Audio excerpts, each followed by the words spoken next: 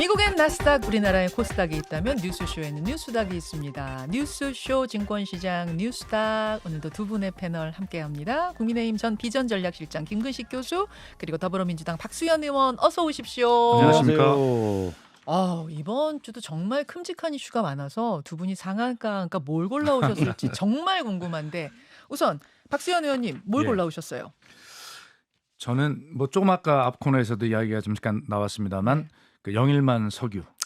예, 그래서 근데 뭔가 어딘가 어설프고 정치적 정무적 의도가 있어 보이고 뭐 이런 거죠. 그래서 저는 자원개발도 어설픈 윤 하한가 이렇게 골라왔습니다. 자원개발도 어설픈 윤 대통령 그렇습니다. 하한가. 잠깐만 기다려주세요. 김근식 교수님. 네, 지난주 주말에 가장 뜨거운 핫 이슈였죠. 그 이화영 경기부지사의 1심 선고가 나왔기 때문에 갑자기 총선 승리 이후에 여의도 대통령이라는 상한가를 때리다가 지난 주말에는 갑자기 이재명 대표가 결국 여의도 대통령이기도 하지만 서초동 가면 피고인일 뿐이다. 그래서 여의도 대통령 결국 서초동 피고인 하한가로 잡아왔습니다. 여의도 대통령 같지만 사실은 서초동 피고인인 그렇죠. 이재명 대표 하한가. 두 분 다 셉니다 오늘. 대표와 대통령 골라오셨는데, 그러면 말 나온 김에 김근식 교수님의 하한가부터 먼저 짚어보죠. 잠깐 선고, 그러니까 판결 난 거 정리를 좀 하고 가야 될 것 같아요. 금요일에 이화영 전 경기도부지사 1심 판결 잠깐 정리하면, 그러니까 이재명 대표가 경기도지사 하던 시절에 이화영 부지사가 당시 쌍방울 회장이던 김성태 회장에게 시켜서 경기도가 북한 측에 보내야 할 스마트팜 사업비, 또 이재명 지사 방북 비용 800만 달러를 대신 내게 했다. 이게 제3자 뇌물 혐의인데 이거 유죄로 받습니다. 이게 가장 크죠. 그리고 외국환 거래법, 남북교류 협력법 세 가지 혐의가 유죄로 나오면서 총 9년 6개월 실형 선고. 검찰은 이런 과정에서 이재명 지사한테 최소한 17차례 직접 보고가 갔을 거다. 이렇게 지금 보고 있고, 북한과 협약 체결한 후에 김성태 회장하고 이재명 지사가 통화하면서 김 회장님 고맙습니다라고 말했다. 이런 내용까지도 이화영 부지사 영장에 넣어놨어요. 이런 상태입니다만 이번 판결에서는 그 보고가 있었는지 없었는지까지는 판결하지 않았더라고요. 그러니까 적지 않았더라고요. 그 앞에서 뭐 끊어지긴 했습니다만. 김근식 교수님. 예. 저는 이게 이제 그동안 이화영 부지사의 재판 과정에 너무나 이상한 모습들이 많이 있었잖아요. 갑자기 부인이 재판장에 와서 소란을 피우기도 하고, 그다음에 변호사가 와서 또 소란을 피우기도 하고, 이번에도 보니까 또 이 1심 판결이 났는데 담당 변호사가 SNS에 또 회개망측한 욕설을 올렸던 것도 있더라고요. 그러니까 저는 이 이화영 부지사의 전반적인 재판 과정을 보면서 특히 그 재판의 진행에 대한 그 민주당의 반응, 이재명 대표의 반응을 보면서 이게 결국은 이화영 부지사 사건은 이재명 대표를 겨냥한 윗선으로 갈 수밖에 없는 사건인데 그 윗선을 잘라내면서 이런 의혹이 생긴 거거든요. 그러니까 이화영 부지사가 이재명 대표 이름을 불기만 하면, 진술을 하기만 하면 이건 죄가 되는 건데 그 진술을 막으려고 그동안 숱한 우여곡절과 이례적인 모습과 소동이 있었던 거라고 생각이 들고요. 그럼에도 불구하고 어쨌든 이번 1심에서는 9년 6개월이라는 엄청난 중형이 선고가 됐습니다. 반성의 여지가 없어서 더 많이 때린 거고요.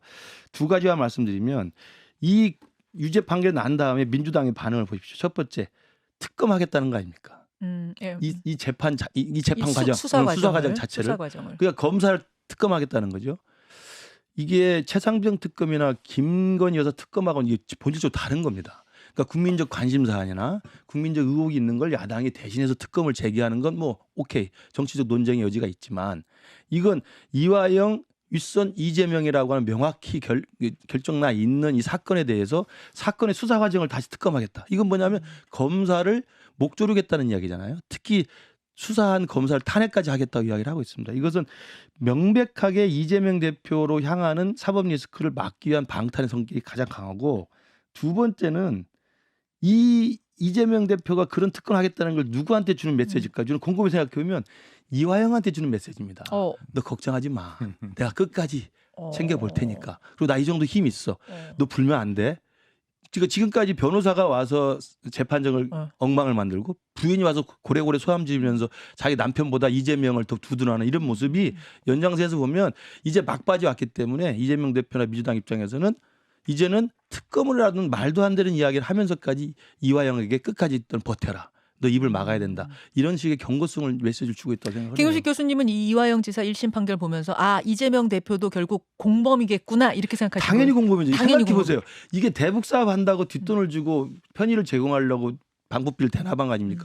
예를 들어 봅시다. CBS가 정말 민족 화해 차원에서 북한하고 방송 교류 사업을 추진하기로 했어요. 예. 그러면 CBS 사장님이 있고 CBS 밑에 김현정 앵커도 있고 국장님 있고 본부장 있는데 본부장에 가서 북에다가 돈을 줬는데 CBS 사장이 모른다는 게 말이 됩니까?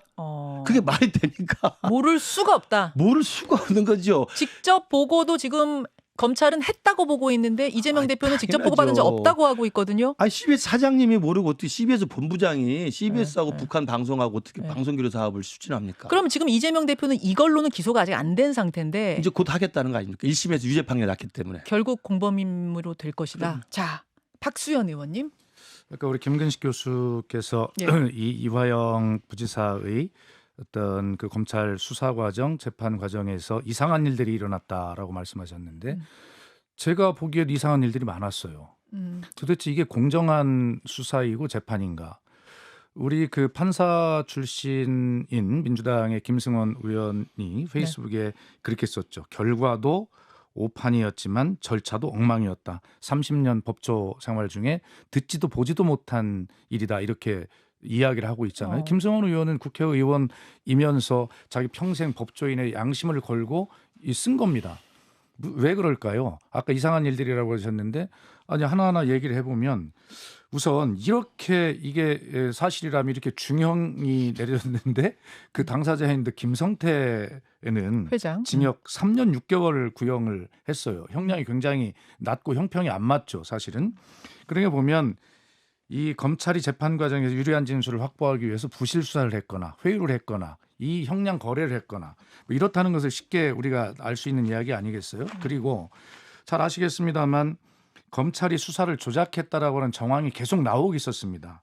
그것이 결과적으로는 수원지검에서 공범들과 참고인들이 수시로 만났다라고 하는 쌍방울 핵심 관계자의 증언이 폭로가 있었고요. 그다음에 언론에 공개됐습니다만 국정원의 그 비밀 문건 여기에 따르면 이것이 스마트팜 비용의 대납이나 그다음 방북 비용 대납 이런 것이 아니라 결과적으로 쌍방울이 대북 사업을 통해서 자기 자신들 계열사의 주가를 높이고자 하는 이 조작이었다라고 하는 그런 것들이 문서와 그 핵심 용어의 증언으로 재판과정에 밝혀지고 있지 않습니까? 이러한 다른 사실들이 밝혀지고 있는데 결과적으로 이 재판부는 검찰의 주장만 일방적으로 받아들였단 말이에요. 그래서 이런 것이 과연 맞는가? 또 하나만 말씀드리면 아까 변호사 이야기했었지 않습니까? 이화영 부지사의 변호사가 사임한 과정에서 변호사가 없는 부재 상황인데 그래서 이화영이 주장을 하죠. 변호사의 조력을 받을 수 있도록 사선 변호인을 선임하게 해달라. 그런데 재판부가 그 최소한의 방어권마저도 받아들이지 않고 그날 당일날 바로 국선 변호인을 지명해가지고 재판을 진행해왔어요. 뭐 이러한 것들이 이상한 일들이 저희가 보기에도 너무너무나 많다. 그래서 이 문제는 결과적으로 1심의 이 판단에 대해서 일뿐이고 이제 2심과 최고심이 남아있기 때문에 이 문제는 계속 지켜봐야 된다. 아까 김근식 교수님은 이 쭉 판결을 보니까 이재명 대표도 공범이 확실하다 그러셨거든요. 박수현 의원님 보시기에. 그런데 1심 재판부에서 마저도 보고받은지 여부는 지금 판단하지 않았지 않습니까? 네. 그래서 이 문제는 그만큼 자신이 없는 것이고요. 그리고 계속 이 문제가 이제 이화영 부지사를 저희가 볼 때는 처음에 회유를 해가지고 보고를 했다라는 식으로 진술을 했다가 이화영 부지사가 결국 옥중서신을 통해서 그걸 밝히지 않습니까? 이런 회유가 있었고 뭐 이렇게 해가지고 그런 상황 속에서 그런 진술을 했다라고 하는데 사실 이 부분은 이화영 부지사의 이 진술이 다시 뒤집히지 않는 한은 사실은 그 검찰이 이 보고를 받았는지 여부를 항소심에서 밝혀낼 도리가 없죠. 근데 그 부분 어때요? 아까 김근식 교수님 말씀하신 것 중에 좀 제가 질문 드려보고 싶었던 게 그러니까 이런 큰일이 벌어지고 있는데 진짜로 부지사가 지사한테 보고를 한 번도 안 했을 수가 있는가? 자기 선에서 이렇게 할 수가 있는가? 그 부분은 어떻게? 저는 그 부분을 깊이 많이 생각해 봤거든요. 김근식 교수 말이 맞아요. 그러나 저는 근본적으로 이러한 일이 벌어지지 않았다고 저는 주장을 하는 겁니다. 만약 이런 일이 있었다면 이런 사실이 없었다고요? 저는 그렇게 생각하는 거죠. 왜 그러냐면 지금 이야기했듯이 제가 청와대 생활을 그렇게 했는데 이 유엔 중심의 또 미국 중심의 제재와 압박이 이렇게 심한 상황 속에서 청와대 경험으로 인하면 눈곱만큼 털끝만큼도 그런 대북 관련된 일을 할 수가 없는 그런 상황 속에서 경기도 도지사라고 하는 자치단체장이 이런 어마어마한 일을 그런 분위기에서 기획한다고요?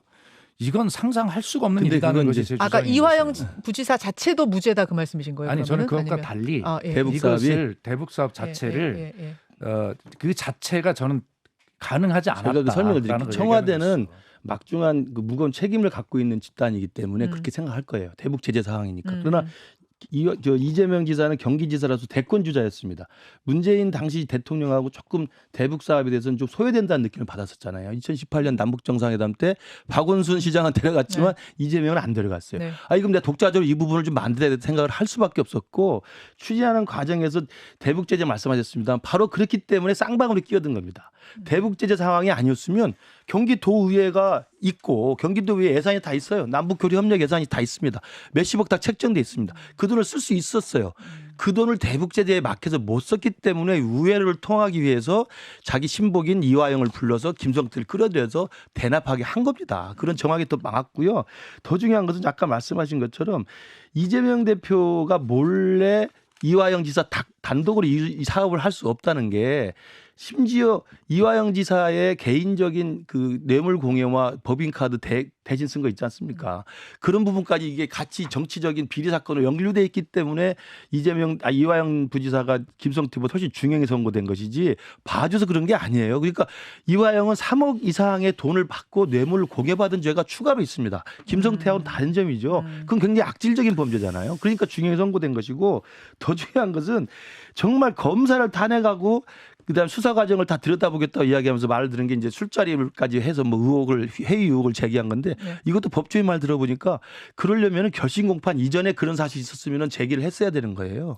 이미 그 사건이 있었다고 만약에 그게 사실이라면. 근데 결심 공판 때 입 다물고 가만히 있다가 마지막 선고 판결일이 다가오니까 그때서야 이걸 끄집어낸 겁니다. 나중엔 당연히 검찰 측에서도 사실 무근인 것으로 확인했고. 문제 제기하려면 결심 전에 해야 된다. 당연하죠. 법조인들이 다르고 이상하다는 거예요.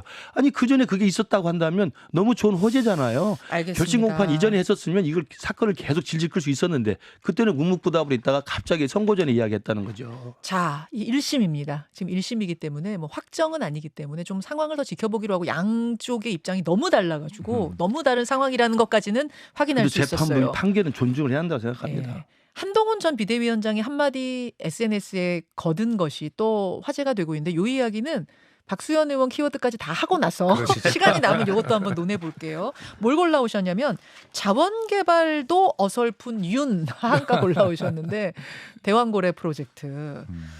어설퍼 보이세요?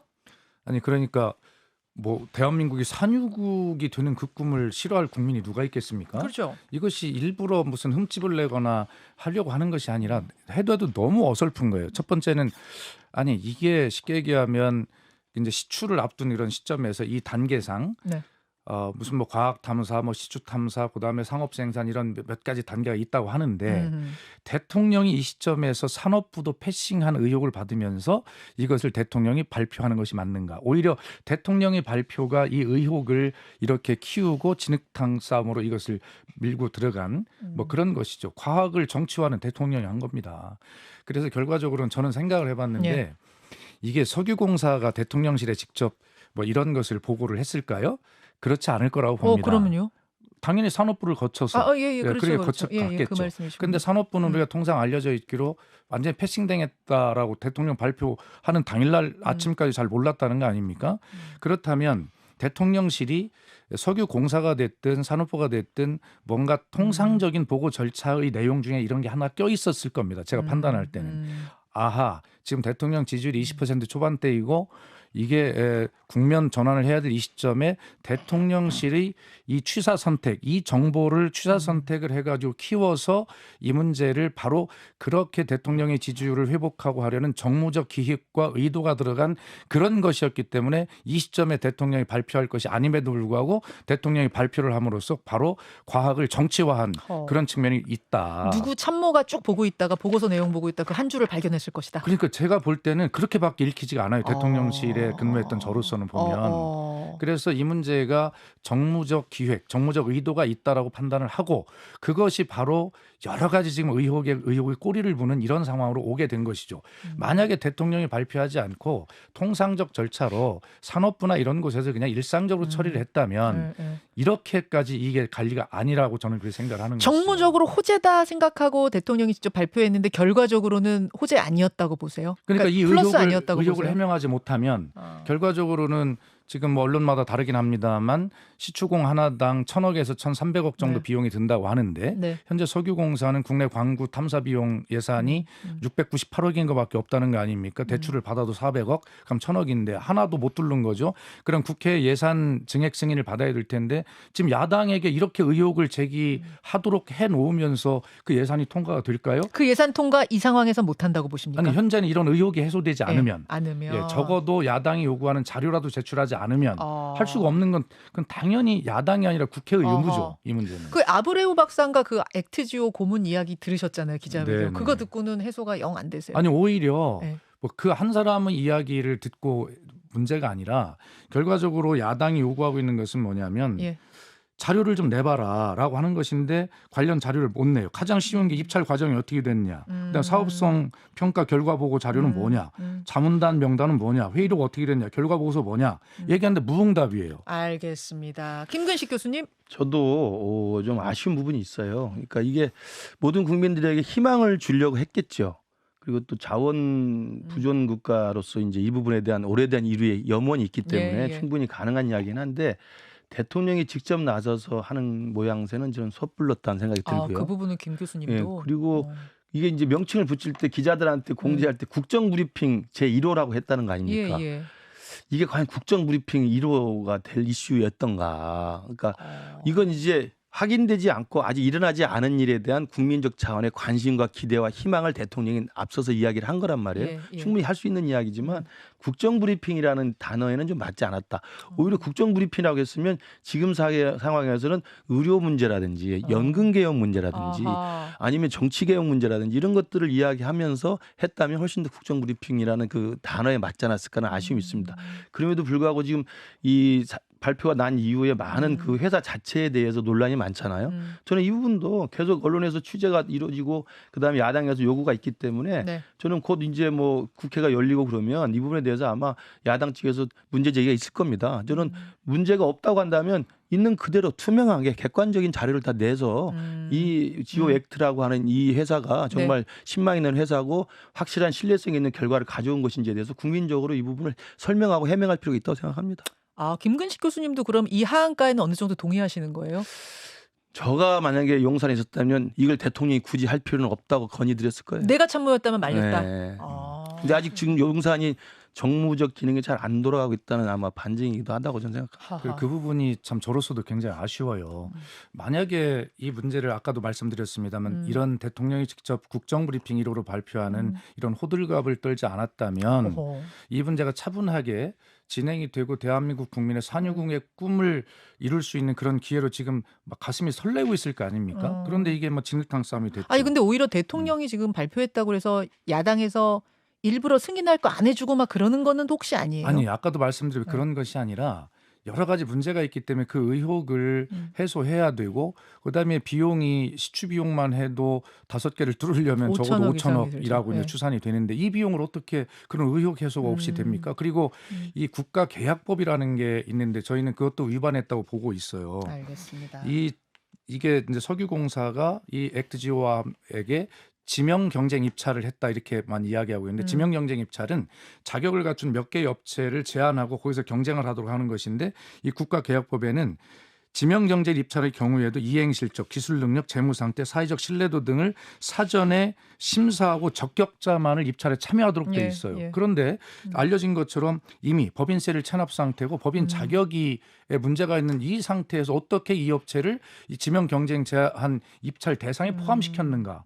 그래서 하필이면 이 업체가 법인세를 체납된 법인세를 내게 하고 그다음에 뭐 법인 자격도 회복하게 만들고 계약하게 했는가라는 이런 문제들은 합리적인 의심이고 그 수천억의 혈세 들어가는 사업에서 이건 야당의 의무가 아니라 국회의 의무라고 계속 지금 얘기하는 것이죠.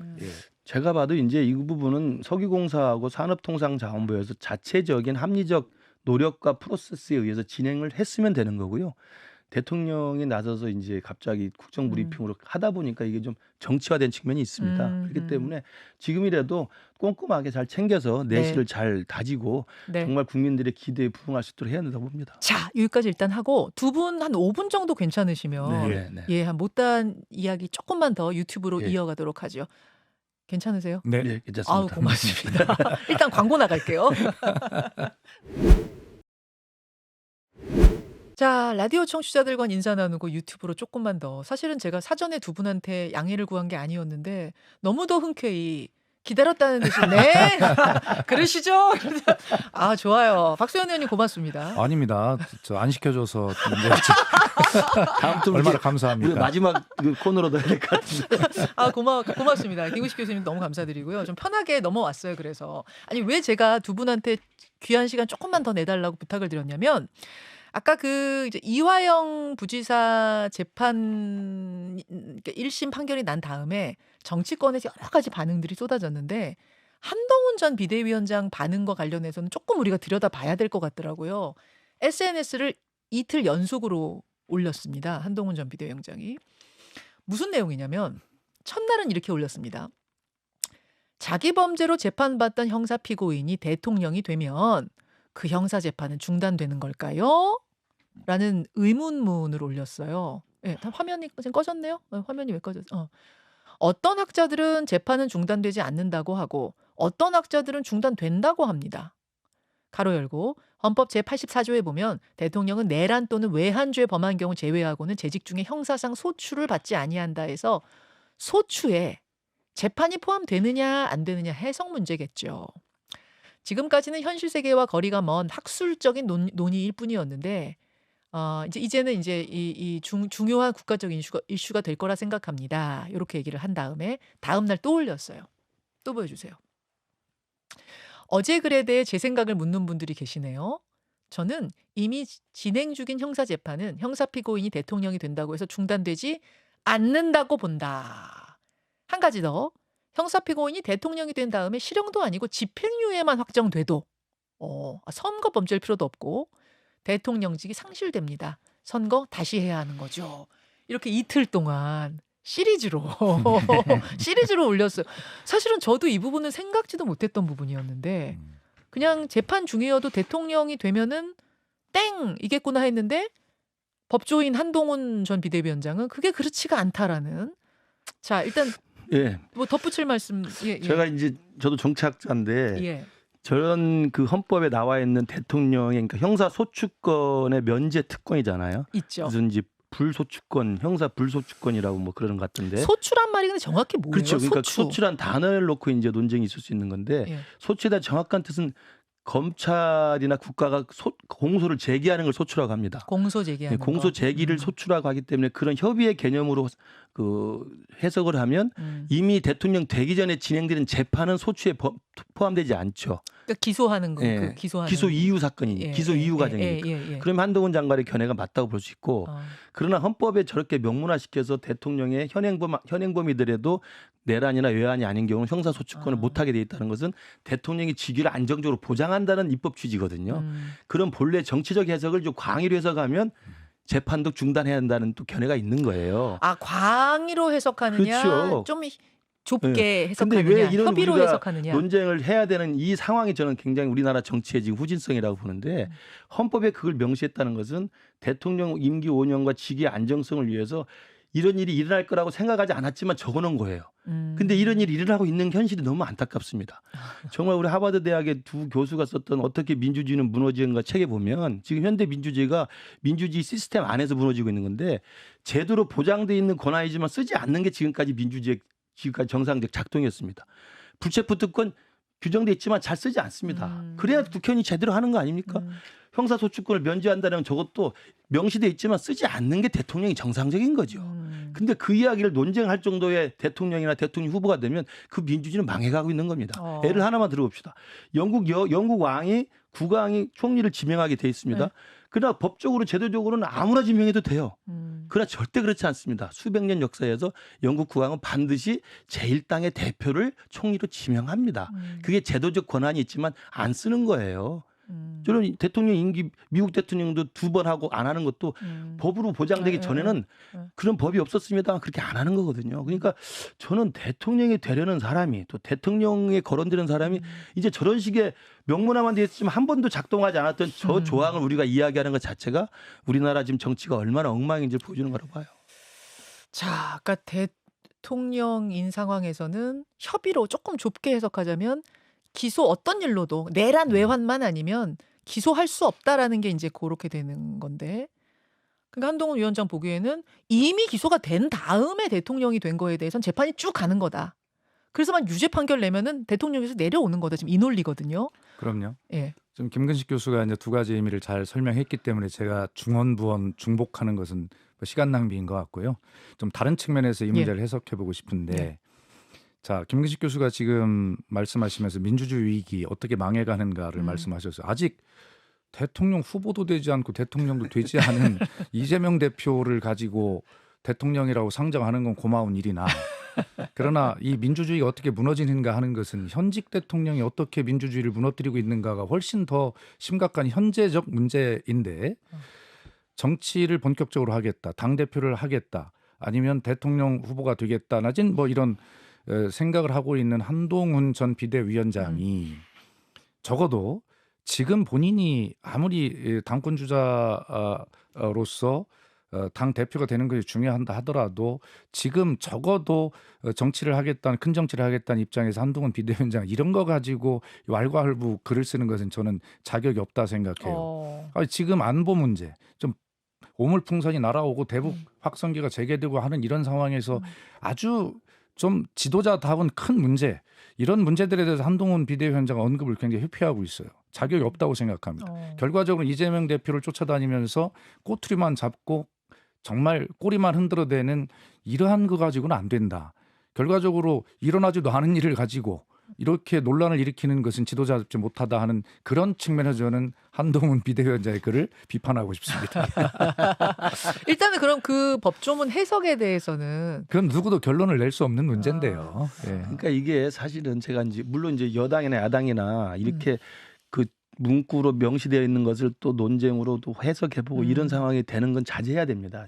이건 규범이 갖고 있는 보이지 않는 힘이라는 게 있거든요. 민주주의는 아까 제가 몇 가지 예를 들었습니다만, 근데 그게 무시되고 있는 상황인 거고 어쨌든 지난 대통령 선거에 가장 유력한 대통령 가까이까지 갔던 사람이고 앞으로도 대통령 후보에 가장 유력한 될 사람 중에 한 명 아닙니까?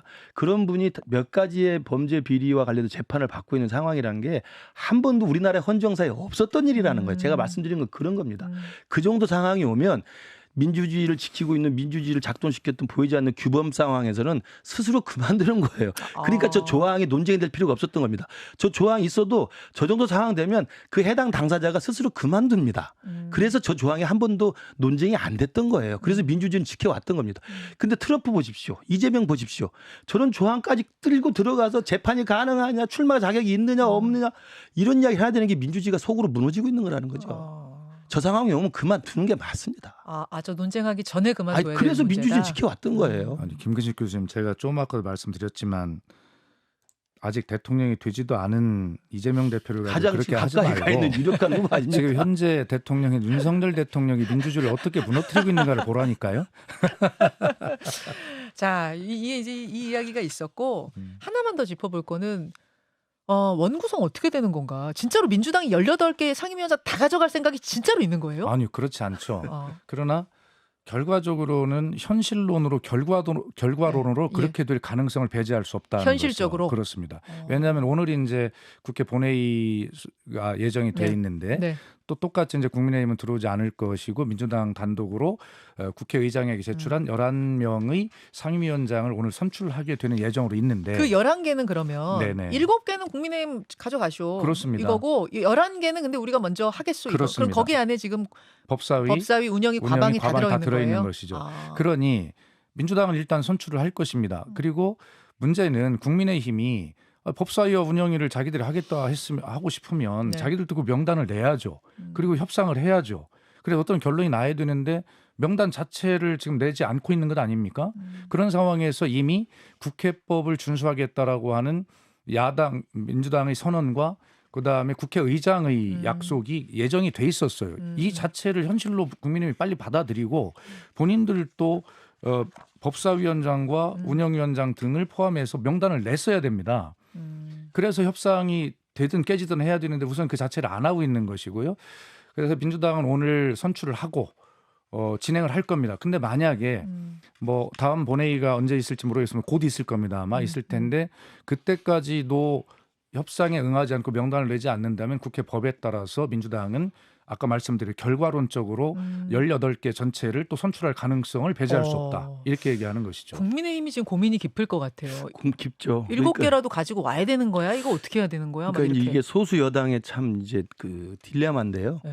그러니까 사실은 국회가 원 구성을 제대로 하려면 여야 합의로 하는 게 지금까지 관례였고 네. 그게 보기 좋죠.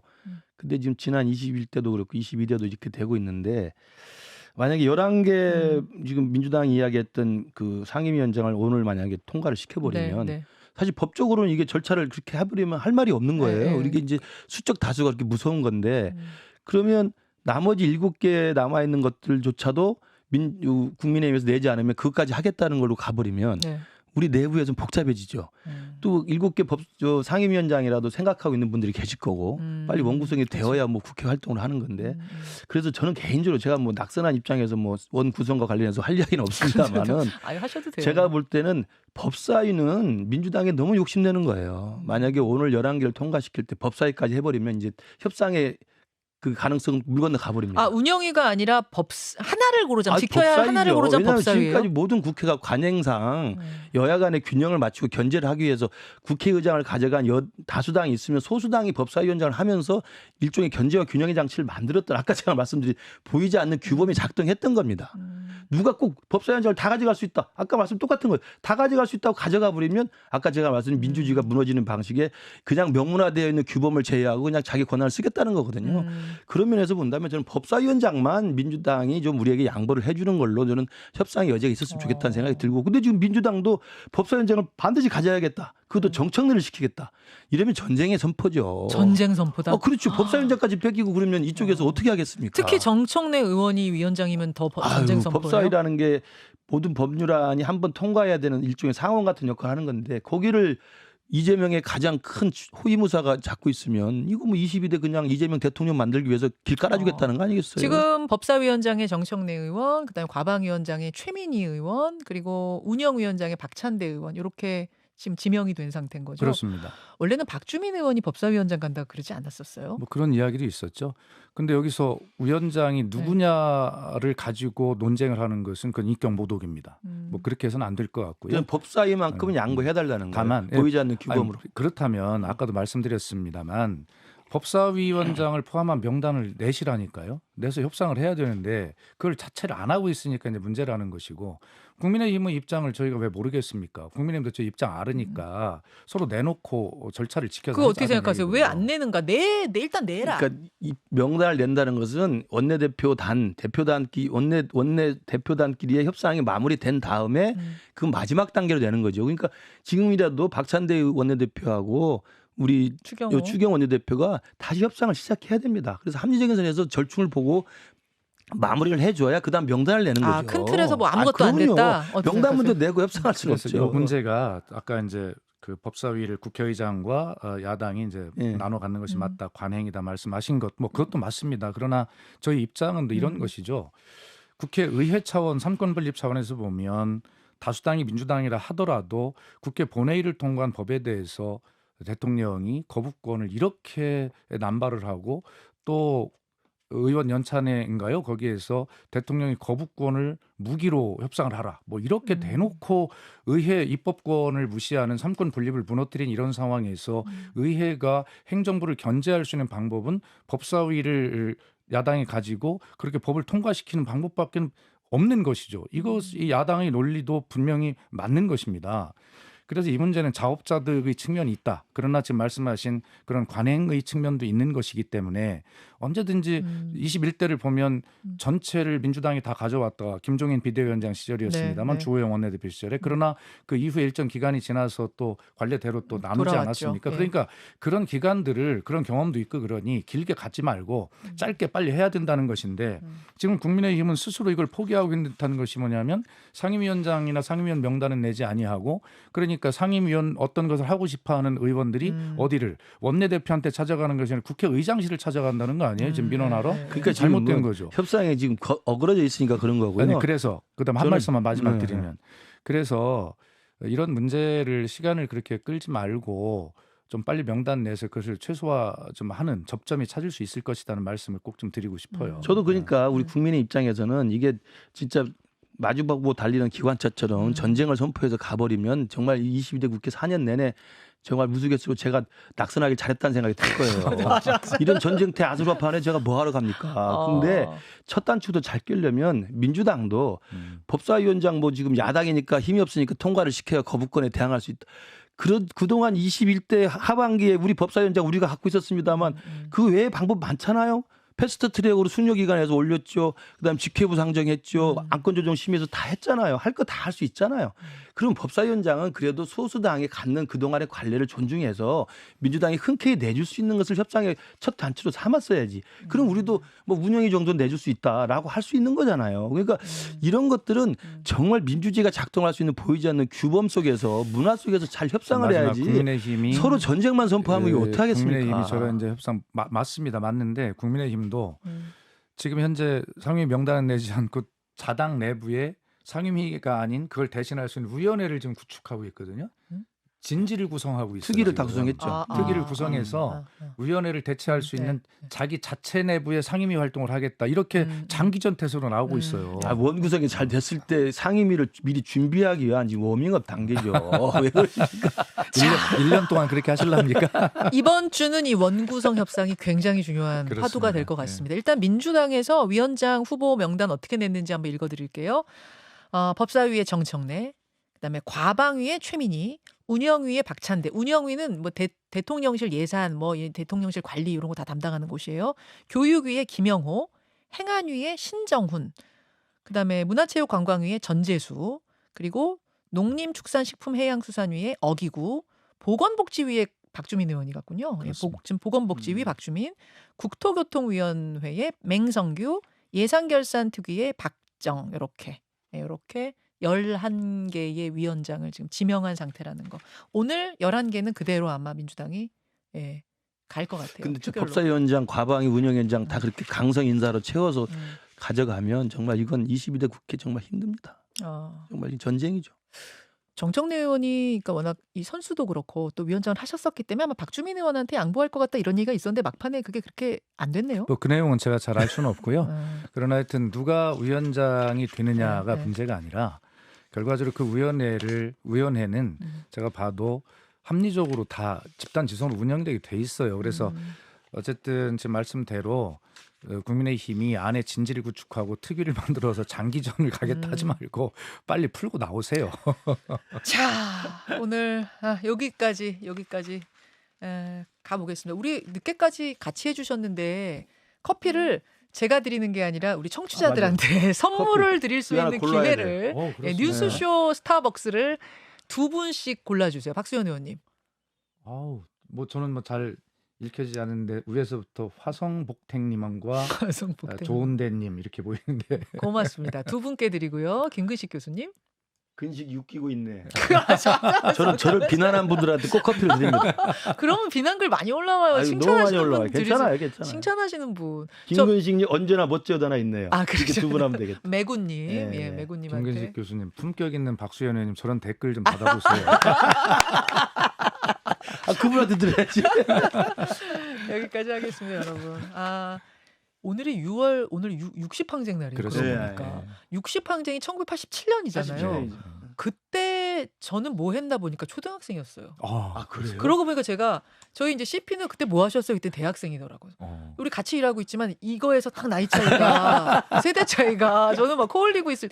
박수현 의원님은 87년이면은 저로서는 제 인생에 굉장히 중요한 한 해였습니다. 그 해가. 왜요? 길게 말씀드릴 수는 없지만 맞아요. 체포되기도 했고 아, 그때가 제일 어려운 때였어요. 아 그때셨구나. 김기식 교수님이랑 저랑 동기인데 네. 아마 정말 가장 역사적으로 개인적으로 기억에 남는 한 해였던 그럼요. 것 같습니다. 그때 참 화려했던 젊은 추억이 있었죠. 그러니까 많은 분들에게 60항쟁 오늘은 좀 뜻깊은 날이고 그 시절을 생각하면서 그때 직장인들 대학생은 대학생대로 또 직장인들은 힘내라고 막 위에서 막 휴지도 던져주고 막 이랬던 넥타이 게 부대가 넥타이 명동 부대들이 거리를 6월 11일 오늘 하루만이 아니라 오늘부터 네. 6월 29일 그렇죠. 노태우 그렇지. 후보 6.29 선언까지 그렇지. 이어진 1년의 이 20일의 항쟁이 예. 정말 정치가 할 일을 제대로 못할 때 국민이 떨쳐 일어나서 이 정치의 난관을 뚫었던 맞습니다. 이런 역사, 민주화 역사가 있습니다. 우리나라의 자랑스러운 민주화의 분기점이었죠. 예. 근데 그 민주화 이후에 민주주의가 지금 엉망이 되고 있습니다. 큰일입니다. 자, 여기까지 오늘 뜻깊은 날 함께했습니다. 박수현 의원, 김기식 교수 두 분 끝까지 함께해 주셔서 감사드리고요. 종치면서 같이 나갈게요, 여러분. 내일 화요일 아침 7시 10분 저는 다시 찾아뵙죠. 자, 화면 보시면서 여기 카메라를 보셔야지 예쁘게 나오겠구나. 양쪽 정면 카메라 보시면서 세상에서 가장 예쁜 굿바이 손을 흔들어 주시면 되겠습니다. 여러분 고맙습니다.